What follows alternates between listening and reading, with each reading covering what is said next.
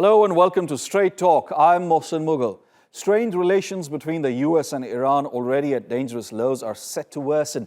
First, the U.S. pulled out of the 2015 nuclear deal with Iran last year, and now Washington has labeled Iran's Revolutionary Guard as a terrorist organization.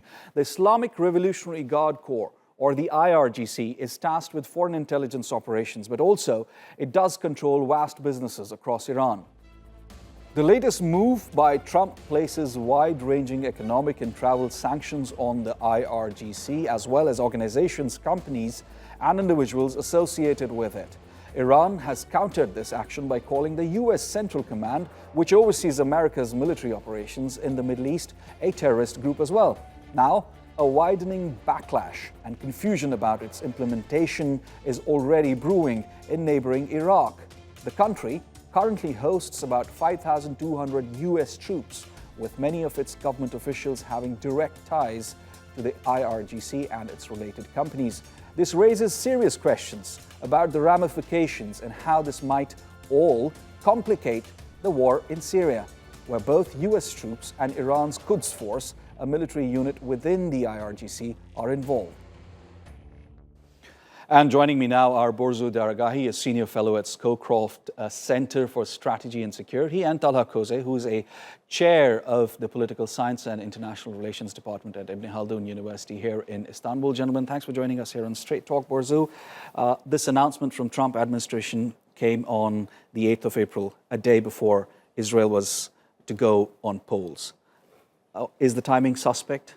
Well, I mean, I think to many observers, the timing is suspect. But I'm not sure what the reasoning there was. Netanyahu himself thanked the Trump administration for following his idea.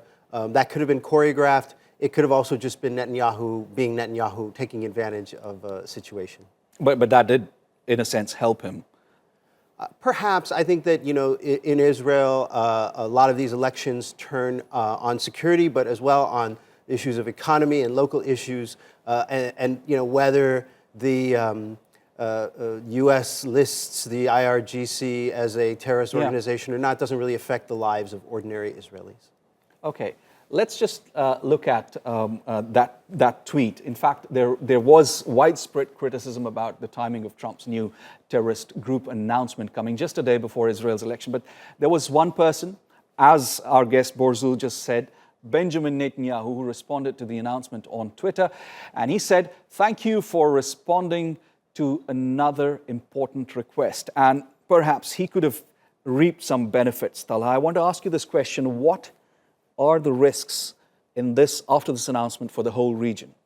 I think it's one step forward for the escalation of the situation, because we know that IRCG has, activities in Iraq, in Lebanon, in Yemen, in Syria. So, which means the increasing, expanding the tension to the entire region. So, and it's not just a military organization. It has some economic activities, companies, development companies. So also trying to prevent involvement of these companies in economic activities, and also related to the Iraq.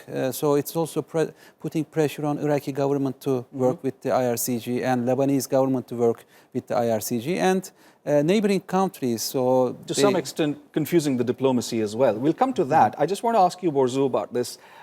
Break it down for us, as Talha just said. IRGC has actually been deeply integrated in Iran's economy, in its politics as well. How does it really impact Iran, per se, and the IRGC? To be listed as a terrorist organization. I mean, I'm not sure if it really will affect Iran. IRGC is already under other U.S. sanctions. But the way they came out with this, the way they labeled this organization a terrorist organization, I think it just cheapens the definition. And now you have a situation in the Middle East where the word terrorist just means nothing. Everyone calls their political enemy a terrorist.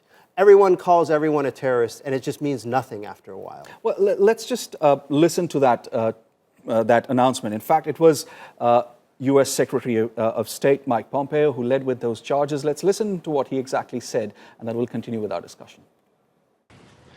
The IRGC will take its rightful place on the same list as terror groups it supports: Lebanese Hezbollah, Palestinian Islamic Jihad, Hamas, Kataib Hezbollah, among others, all of which are already designated as foreign terrorist organizations.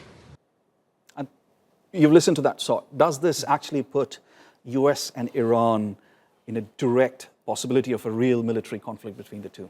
No, I don't think so. I mean, I don't think Trump administration is interested to have military confrontation with Iran, but it puts more pressure on the actors in the region that do business with Iran and business with the IRGC. So I think it is, increasing the tension, but I don't think only if Israeli side wants to drag US to the tension or war, it can go through that direction. That's a possibility, especially in Lebanon or Syria. This may be a possibility, but I don't think Netanyahu administration will do it without consultation with the American side. So it is not a process that would take into war, but it puts further pressure, especially on the actors that are working with Iran, and this may have legal consequences. It is not just terming the use of the term. I mean, it has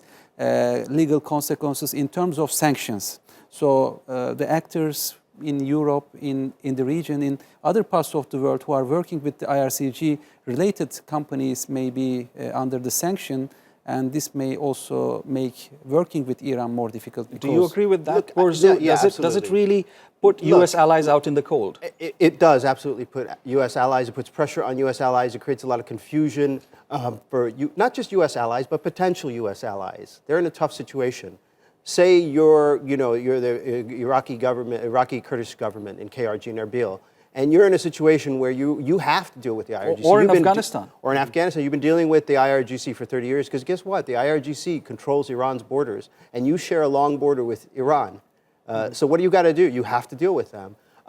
I also agree that this is not really about war. It could increase tensions and increase the possibility of an accidental war. Yeah. Which is, which is always possible. Which is a bigger possibility. Let me tell you, though, what the Iranians look at.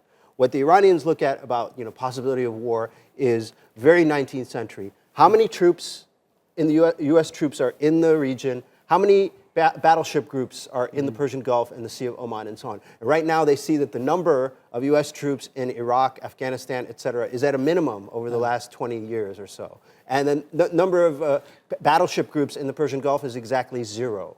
So that gives you a good illustration of what the possibility of an actual war in the way that we would imagine it would take place. Well, that's about the ground situations, but it does confuse and delay diplomacy.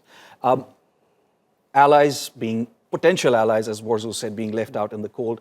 Does this actually lead up? I mean, how do you see this panning out between US and Iran? Or is the Trump administration likely to be more isolated?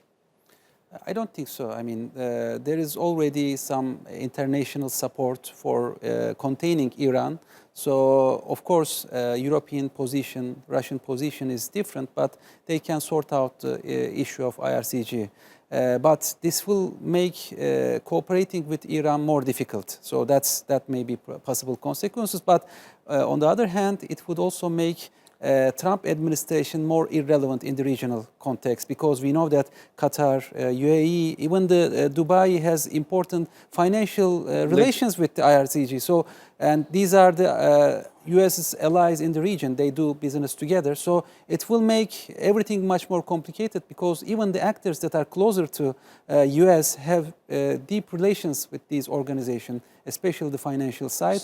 So this will make it more difficult for a Trump administration to work in the region. Say you're a Swiss maker of lenses for medical uses and so on. Say that you sold some equipment to a guy who's a former IRGC commander who retired, because that's what the IRGC is. It's just the armed forces, part of the armed forces of Iran. Did you do business with a terrorist? So, is the IRGC on the same level as ISIS, for example? If you're a former IRGC guy, you land in JFK on your way to Toronto to visit relatives. I think there is what happens to that guy? I think it's so much confusion and so much uncertainty. Exactly. I want to focus on the instability, the regional instability, as you said, it would cause. confusion as well. How do we mitigate that? How can that be prevented? It's been done, right? The announcements on either sides have been made. What can the international community do at this point? I don't think international community has capability to contain or mitigate the situation, because some actors are benefiting from increase of the tension. So we know that Israeli side is happy about ongoing tension. What about Saudi? Saudis are also happy that the U.S. is busy, Iran is busy with some other issues. So, I mean, some actors are supportive with the increasing tension, but for the Europeans, I mean, they want to expand, they want to invest in the region, they have some business ties, and they are not happy about ongoing confrontation, ongoing tension. So, Russian side is also unhappy about continuation of the tension. So I don't think if U.S. increases these tensions, I think international community will be unwilling to cooperate with American position. So that's very important, because American sanctions may become irrelevant if they continue to use these sanctions in every instance. But this doesn't really help the situation on the ground. We have to look at commonalities, try to reach out agreements, particularly in this region, which has seen a lot of instability over the past several years. Borzou, Talha, thanks for joining us. It's been a pleasure.